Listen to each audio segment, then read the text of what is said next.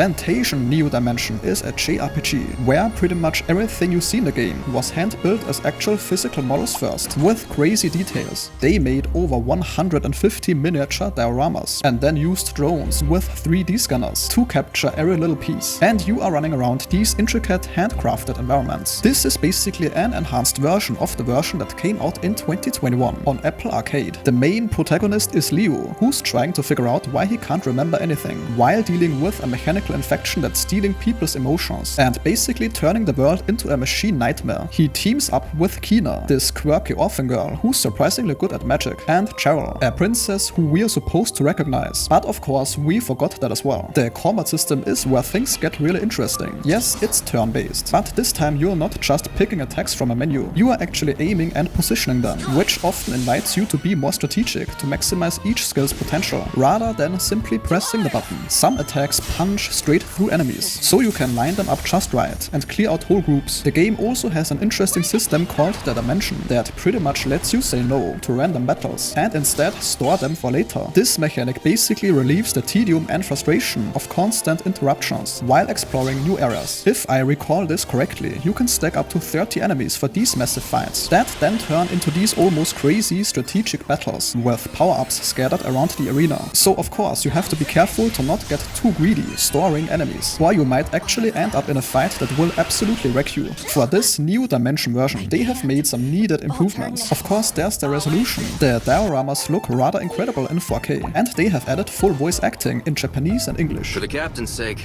I sure hope that she spoke true. This game even lets you swap out the battle music for classic Final Fantasy tracks, if you want that extra nostalgia hit. Now, this game was pretty tough when it came out in 2021, but there's an easier mode now if you don't want to bang your head against the wall for some of the tougher boss fights. Of course, each party member feels different. Kina is throwing out spells left and right, Cheryl is summoning these spectral knights, and Leo has these technical moves. You can bounce off walls and stuff. The environments are easier to navigate in this version compared to the mobile version, and they've made the controls feel natural on the controller. Each of these detailed areas looks like it could be sitting in some art gallery. Actually, I guess you could say they were actual art pieces before being scanned into this game. So it's definitely not your typical JRPG. And having the Final Fantasy creator and the composer behind basically every iconic Final Fantasy song working together again gives it this classic vibe while also doing its own thing. Now, the price tag here is $50 US, which has some people outraged, but the game does offer around 60 to 70 hours of content if you complete the side quests. So this isn't exactly a short game, and quite a bit of effort went into this. So I'd say for someone who hasn't played the game on Apple Arcade and is into JRPGs, it's probably not that bad of a deal. And that sentence concludes today's video. If your time was respected, a like or comment is very much appreciated.